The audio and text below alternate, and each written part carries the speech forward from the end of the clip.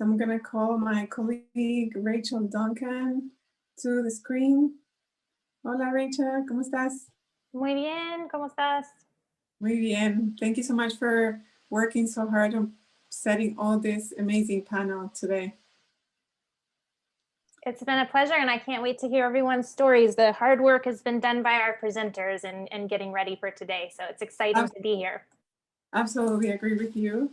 Do you want to introduce yourself?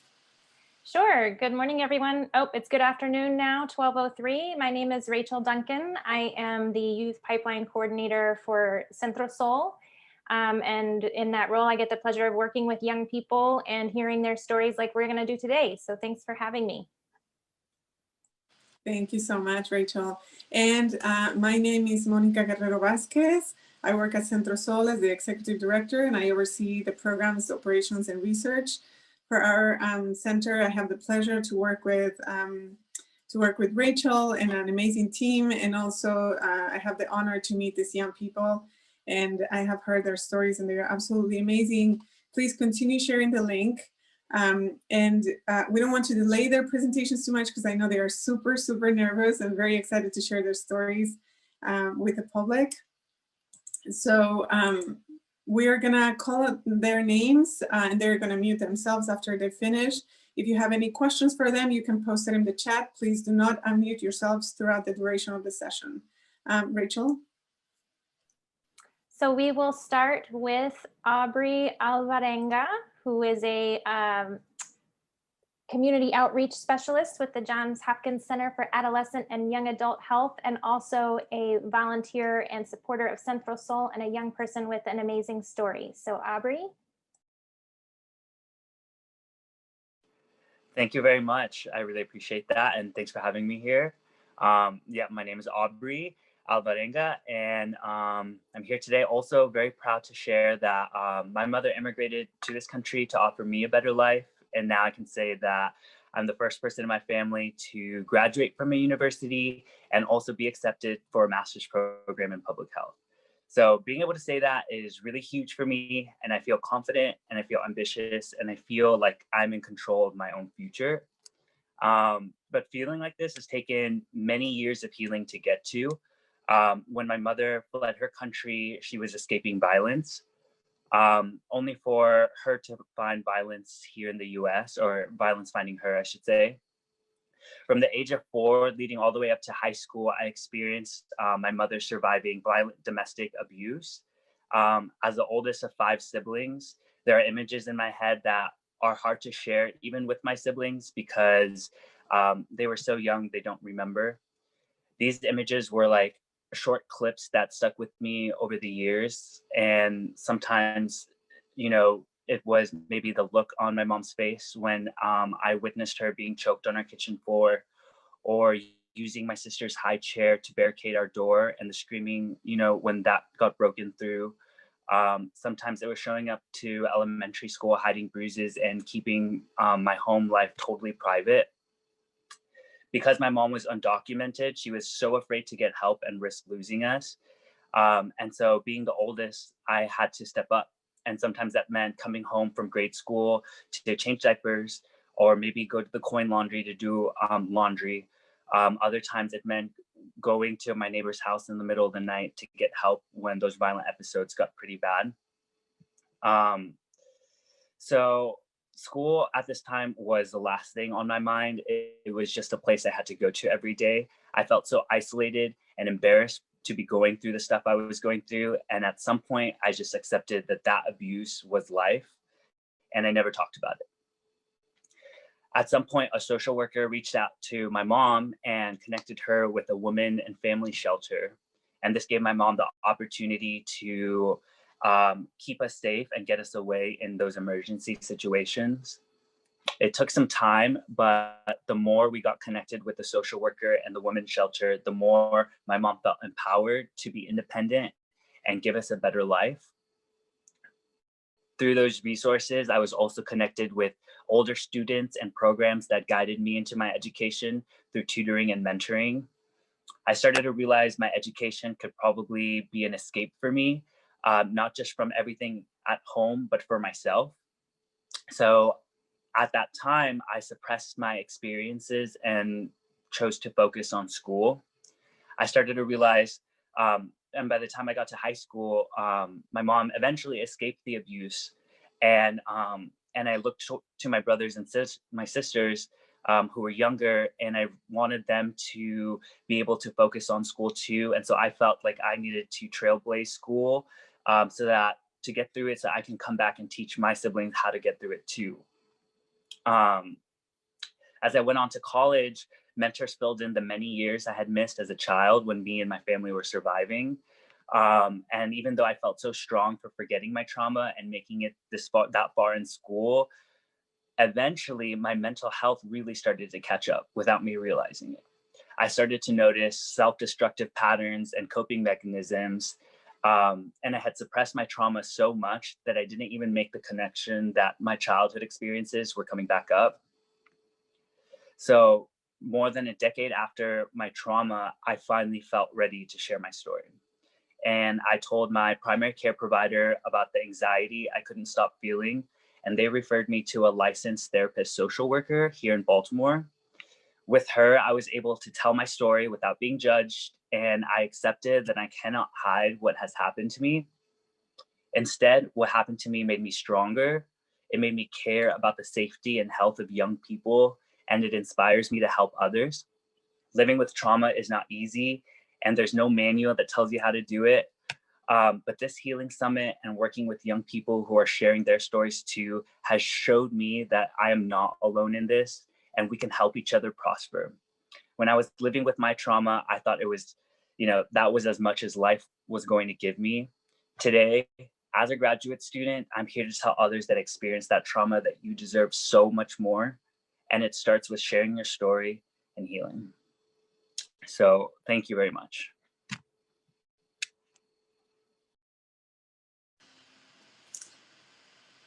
Thank you so much, Aubrey. Thank you for being so brave and so strong and so admirable. I'm gonna let everybody to send you all the comments of love and support, and congratulations on your grad school admission. Woohoo! Thank you. Thank you very much. Thank you so much. Without further ado, we're gonna invite Madeline Avalos.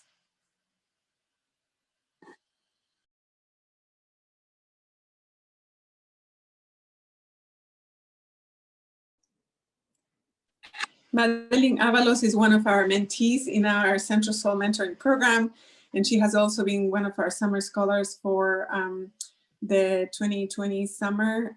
She is outstanding, very interested in going to college and succeed and be a powerful and strong woman and Latina representing. Thank you so much for joining us today and sharing your story, Madeline. Okay, Madeline, I will share your video of your story. Let me just make sure that it is ready to play here. And I will share my screen now.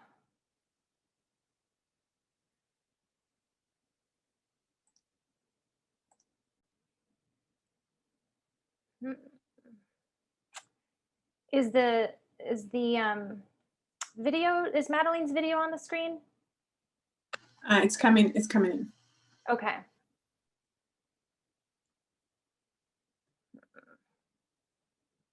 Maybe I'll try again. Yeah, it says it's loading, so I don't know. Sorry about that.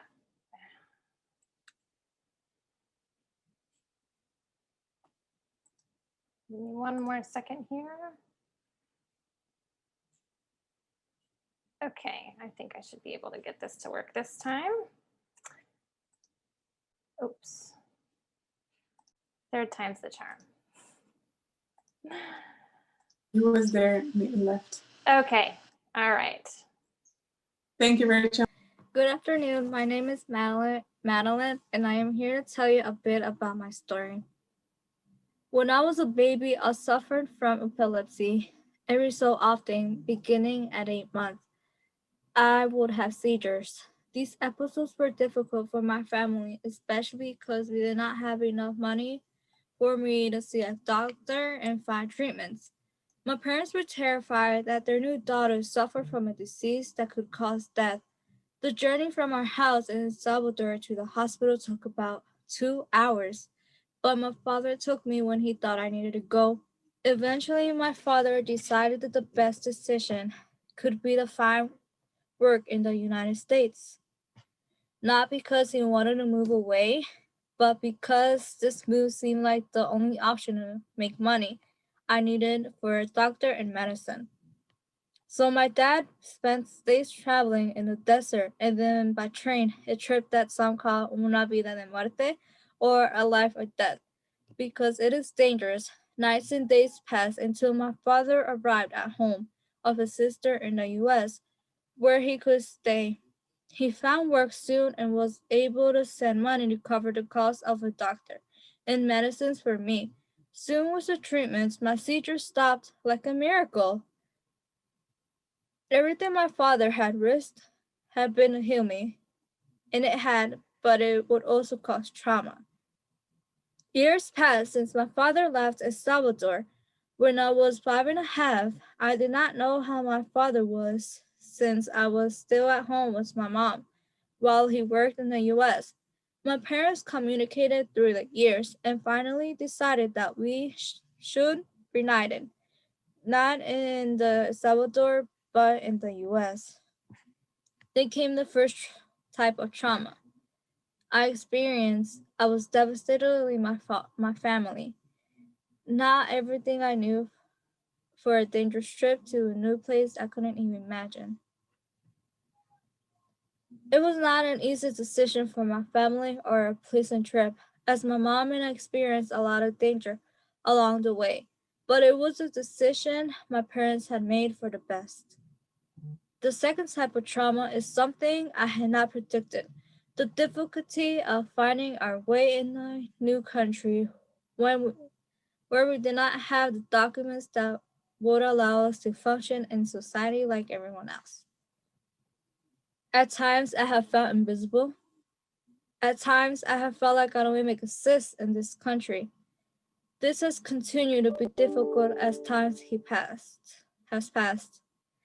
As a teenager, I have felt often that I could not support my parents as much as I liked because it is more complicated for me to find a job. This reality also worries me, and I worry that in the future we will continue to lack the benefits that others receive. As difficult as they have been, my traumatic experience now motivate me to continue growing and working hard. Even though life has been hard in the US, I know my parents risked a lot to overcome challenges. Now to repay my parents and continue healing, I strive to make my family proud and achieve the dreams that they couldn't. Although I have felt like I am the only one experiencing this type of trauma, I have also realized that others may also feel invisible and that programs exist to support us through difficult times. Centrol SOL, ESOL, and school and after school programs, for example, have all reminded me that I can achieve whatever I set my mind to if I believe in myself. I have not talked about my story to those beyond my parents because I never know how people will respond or act. But I hope hearing my story is helpful to those who may also feel uprooted or invisible in our city or beyond.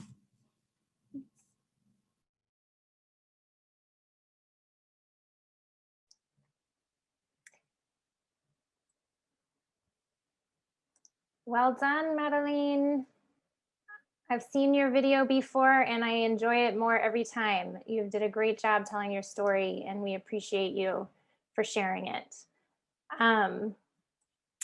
Next up, we have Noé Cedillo. Noé has been an active student with with Centrol SOL and joined us for our mentoring program during the school year. And we're excited to have you here with us. Noé, do you want to say hello? Hello, everybody. My name is Noé, like how Rachel said. And well, when I was a little kid at the age of 4, my father decided to left as me as a young little kid, and he thought that was the best way to deal with the situation that I went through as domestic violence with my mom. That seeing my own mother getting my dad getting domestic with my mom, of my dad trying to hit my mom with a broom coming down the stairs, and just me seeing that was didn't know what it was, what it was meant, or how did it feel with my own mother seeing her going through that until. And then throughout that time, we left the house. We was running away from him. We went to my grandmother's house to stay there over the night, so he wouldn't find us and do anything bad to us.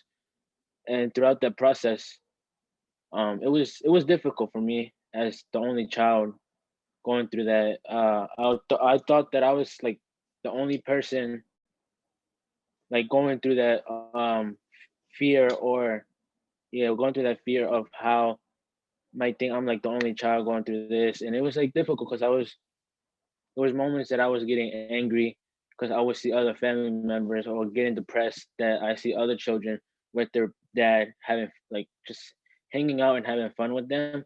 And that would just make me like shut down and be like why couldn't I not have that opportunity of be with my dad and having fun and hanging out the majority of the time together as a family. And the and then also I was also sad because of how I said seeing family members and kids with their parents and having fun and enjoying their moment, and that would make me feel like alone, that I'm not that I wouldn't have a dad, or I don't have a dad, that I would like feel alone most of the times and just have a small bubble to myself and not really open up to people. And because I would feel that I would get judged, or people wouldn't understand how I would feel. But then later on, when I was getting older, like 10, I started going.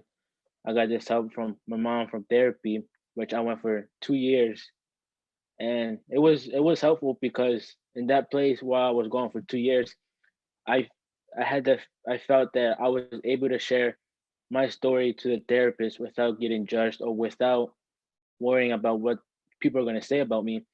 And just opening up to the lady was helpful because I was able to control my anger, which but at this point now it's still hard a little bit to control just by seeing other family members. But now it's easier to control because of therapy that I went to, and I also did 1 year of yoga, which it was also helpful because I learned some tips of how to control my anger and just know how to calm down. So it was really helpful, but the process, it was hard of me opening up to other people and not knowing of what they're gonna react.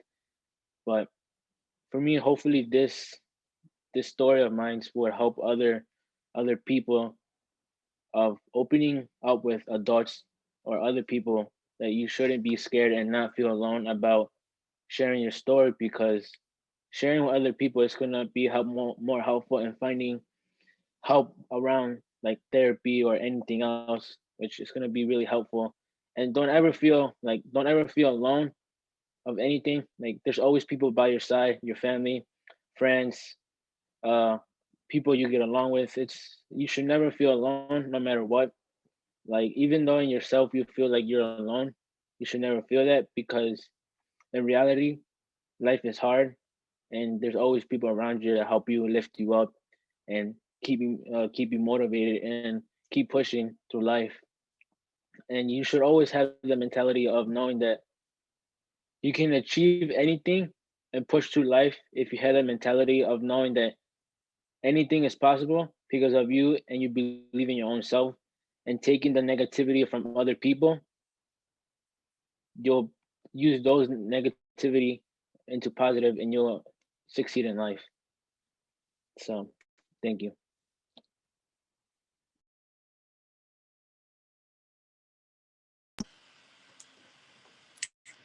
Thank you so much, Noé. I have to say that I've seen you growing literally, because I met you when you were like a little boy, and now you're a young man, and I'm so proud of you. And I know everybody here is also very proud and very inspired by your resilience and your strength and your inspiration and how full of life you are. So keep doing that, keep inspiring the world and making this world a better place for other young men like you. I'm gonna let people to make comments. You can take a look to the chat. They are very touched by your story. Thank you so much for sharing the story of healing here in Baltimore City. So without further ado, I would like to call Mayri Segura. We call her always Tatiana. Tatiana es una joven colombiana. She's a young Colombian girl. Is una leader. She's a leader, community leader, who has been advocating for the connection and to build connections and networks for other young immigrant individuals here in the US and here in Baltimore City. We are very happy and very grateful for what she's going to share with us today. Muchas gracias, Tatiana, por acompañarnos hoy. No sé si quieres saludar antes de compartir tu video. Hola. Hola, Tatiana. Entonces comparto el video. Listo, ¿verdad? Gracias, Rachel. Ok.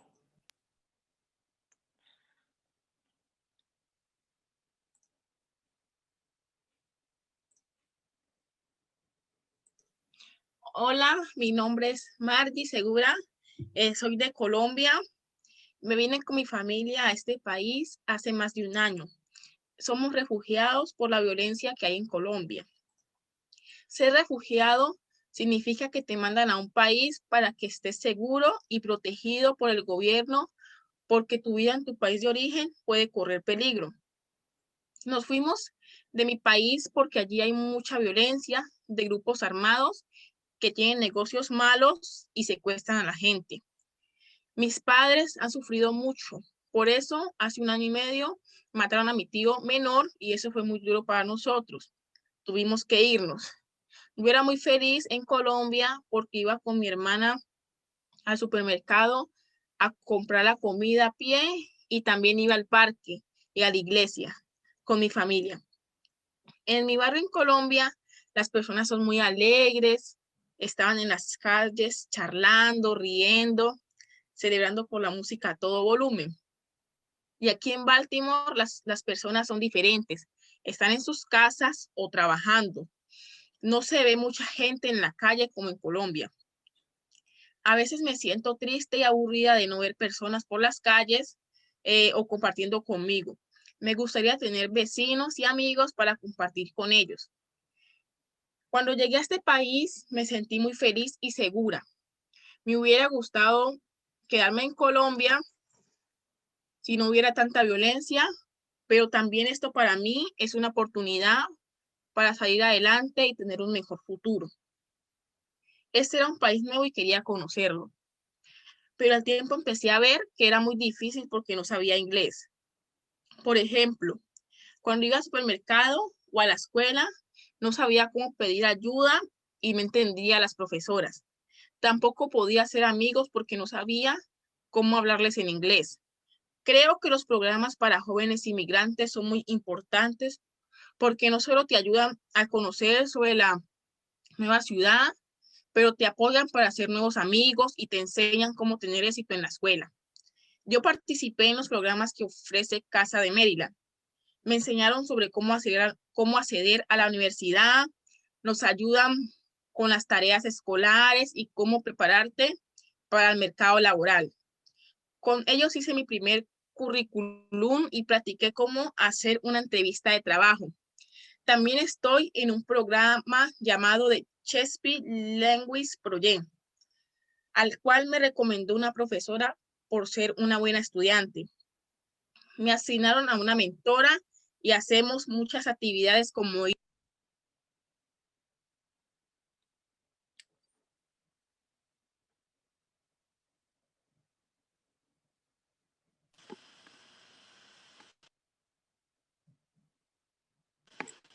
Yeah, I think it paused, Rachel.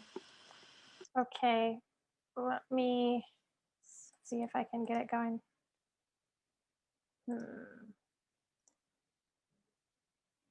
Must be something wrong with my computer, I guess. Let me stop that. And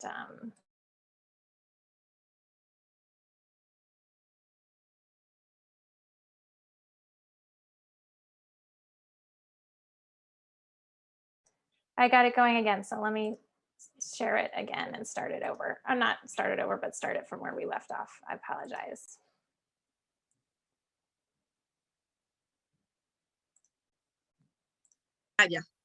Yo creo que si no estuvieran estos programas, sería muy difícil para mí aprender el inglés o mejorar para mis estudios.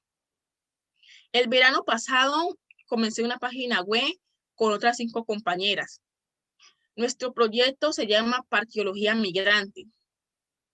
Le pusimos ese nombre porque pensamos que normalmente son los parques donde vamos a reunirnos con amigos, a charlar, compartir juegos y chismes. Queríamos crear un espacio virtual donde otros pudieran conocer las oportunidades que tiene la ciudad de Baltimore.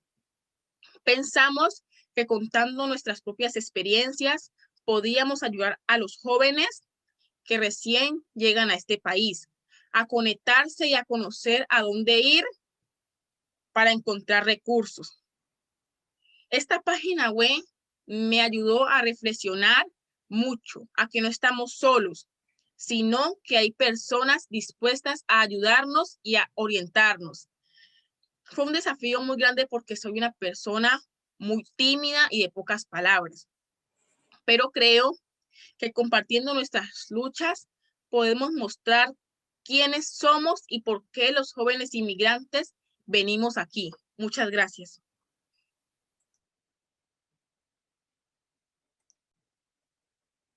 Me da tanta alegría tu historia, Tatiana. I love your story, Tatiana, and thinking about the change from having loud music and people outside chatting in your home country and then coming to Baltimore and having people be inside their homes and working. That is such a change, but we're so glad you're here and telling us about it.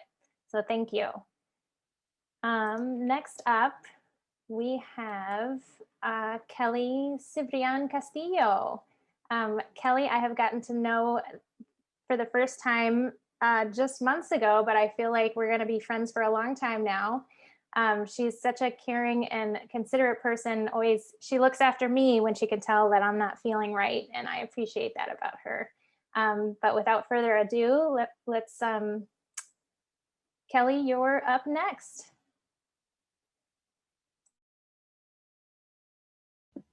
Hola, sorry. Thank you so much for having me.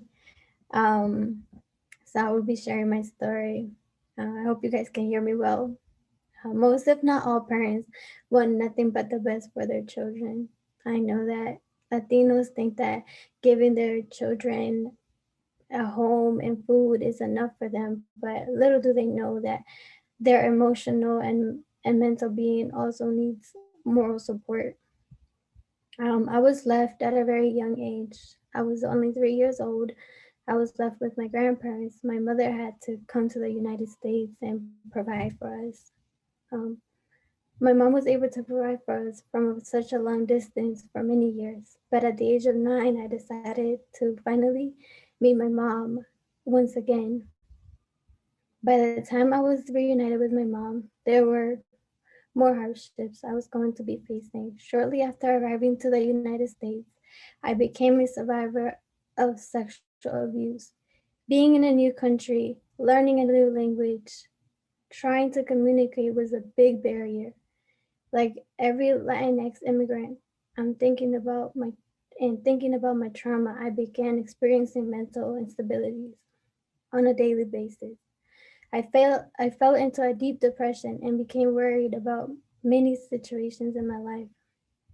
I began thinking about solutions to my problems, and the only one I could think about was the one where I didn't exist anymore. Every attempt I would make, I couldn't go through with it.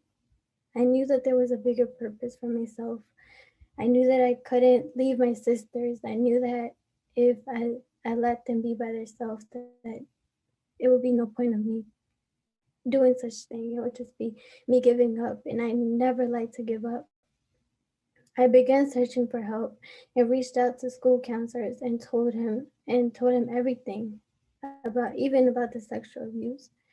He was the only one that would listen to me, and that's all I needed. I just needed somebody to listen to me and not judge me. Not even if they didn't understand me, I just needed someone to just listen to me. Eventually, a new counselor at school came looking for me to talk through about the trauma that I was facing. Telling my story from beginning to end just kept on opening up wounds, and I just would cry all the time every time I would tell my story. Along with the counselor, I also had what I would call a horrible experience with social workers. I know now that social workers have nothing but the best intentions to help others, as well as me.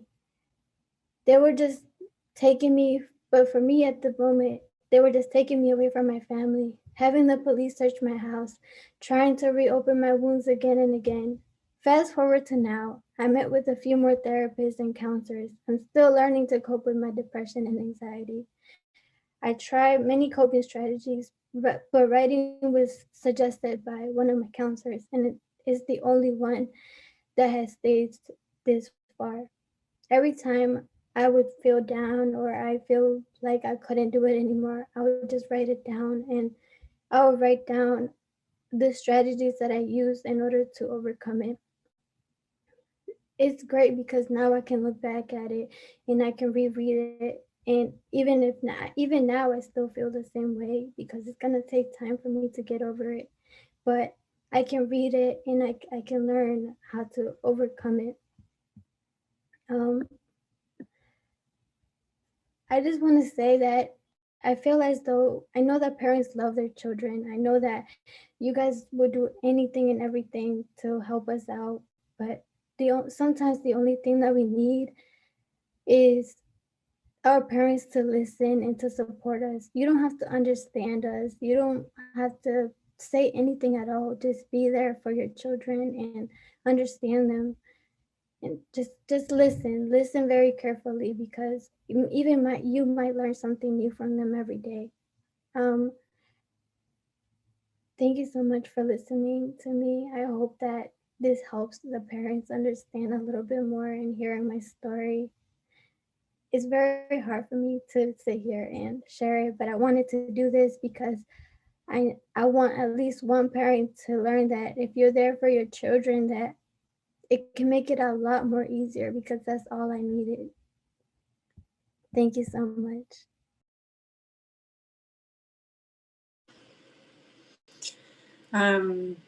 Yeah, I wish I can hug you all and give you a big hug. My heart is just pumping super hard. You are amazing. You're all amazing. Thank you so much for sharing your story. I'm sure that many people listening to what you just shared will be learning a lot, and parents will also learn a lot from listening to you. Thank you so much, Kelly, for being such an inspiration and be so strong and resilient. So I'm going to let people make some comments in the chat for you if you want to take a look to what they are saying. Thank you so much. So we are getting close to the end of our session, and we still have one speaker, last but not least, Melissa Torres. Melissa is a young lady. She has been participating in our mentoring program for the entire school year. You will see her story is really resembles to all the stories that we have heard today. And thank you all so much for your strength and bravery and your willingness to share your story and participate in this event. I know it has not been easy, and I know that this was a really quick turnaround. So thank you so much for your flexibility. And of course, thank you everyone for joining us today. Please don't go. We still have Melissa Torres' story. Hi, Melissa. Hello, everyone. Thank you for having me today. Yeah, my name's Melissa. I'm a first-year student at McDaniel College, and I'm excited to share my story. I formatted in a poem, so I hope you enjoy it. I grew up believing I was too damaged to be loved. I felt responsible for becoming a victim in my own home. I felt too afraid to add on to the pain of the divorce. At 7 years old, the word trauma was not a part of my vocabulary. At 7 years old, I alone carried the burden of my sexual abuse. If I spoke up, my single mother would question what had occurred in her absence. If I spoke up, my father would overburden the liquor store to forget the pain I had caused him. If I spoke up, I'd be forced to relive the painful memories when I couldn't even fully process what had occurred. The agonizing truth is that I couldn't escape my trauma. My attempt to suppress it allowed it to feed off my insecurities and grow larger than I expected. Fragments of my abuse always resurface. With a circadian-like rhythm, the memories echoed in my dreams at school and constrained me from forming the close-knitted relationships I so desired as a kid. I was conditioned to believe that trauma was make-believe. Sadness and sickness was synonymous in my home because there was always a magical home remedy to fix it all. At home, my trauma lived undetected until it became so incapacitating that my suffering became visible. I found refuge in a psychiatric hospital in Baltimore, where I realized I needed help healing. I was the first in my family to ever be diagnosed with any sort of mental illness. I slowly learned that there was hope, and it was possible to learn to overcome my trauma and live a good life despite my hardship. The journey to begin healing wasn't easy, and if it was easy, I wonder if it would have even been effective. My mom didn't fully understand what had happened, but she eventually understood that I needed more than a home remedy. She managed to find me an outpatient therapy. It was difficult being a translator for my own mental illness. My mom's language barriers didn't allow her to be as involved as she wanted to be, and I was left feeling exhausted after pouring my heart off in 2 different languages. My mom went above her way to find resources in Baltimore for kids like me, kids who had wounds on the inside and outside. In the intensive outpatient centers at Johns Hopkins Hospital, I found a community. I found kids like me with a different background and traditional households like mine. I felt safe in a space where I didn't have to be silent about my past. I finally found a psychiatrist and a therapist who could communicate with my mom without my assistance. I was able to return back to school, where I found it difficult to explain my absence, but found refuge in my research. I found teachers who welcomed me with open arms and a counselor who had tea time with me at lunch to motivate me. I became eager and determined to know what depression, anxiety, and PTSD even meant. I remember feeling lighter every therapy session. The weight of my baggage slowly began to diminish as I used a healthy outlet and learned to cope. I began to read self-help books and focus on myself more than anything. Go on morning runs. Some nights were hard, but I found more people along the way. As I struggled with school, my psychologist connected me with DBT programs and Centrol SOL, where I found new people to call my friends. I was the first person in my family to have a diagnosis, but that doesn't mean I'm any less. I'm the first person that's going to graduate college, and I am going to make a lot of new changes, and I have taught my family a lot about mental health, and I believe that it is time to speak up about your problems so you can find a healthy outlet. I've connected with a lot of resources, and today it's hard to get out of bed sometimes, but I'm slowly continuing to learn how to express myself and how to heal. And there's so many resources in Baltimore, which I have been able to find, and I want to help others find them as well. Thank you.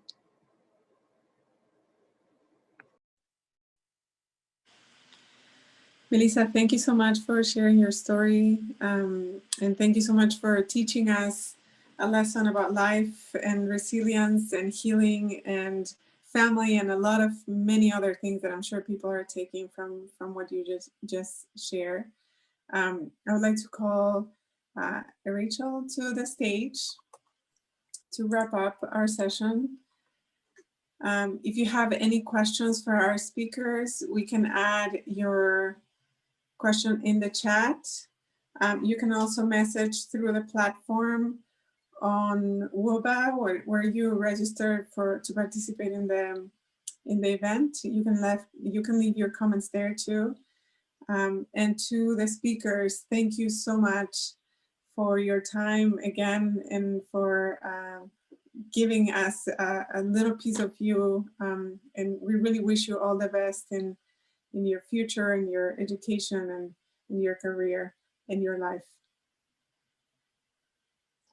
Thank you, Monica. Yes, just to reiterate, this session has been recorded and it will be available to watch through the Healing City Summit app for quite some time after today, I believe. So if you want to share anything that you saw with anyone else, they'll be able to go back and through the Healing City Summit site and watch the recording, even if they missed it today.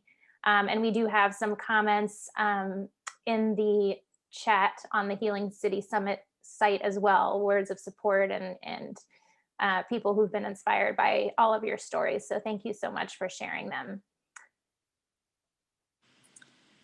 Thank you. So I think this is the end of our session. There are many other sessions today, later this afternoon at the Healing City Baltimore Summit website.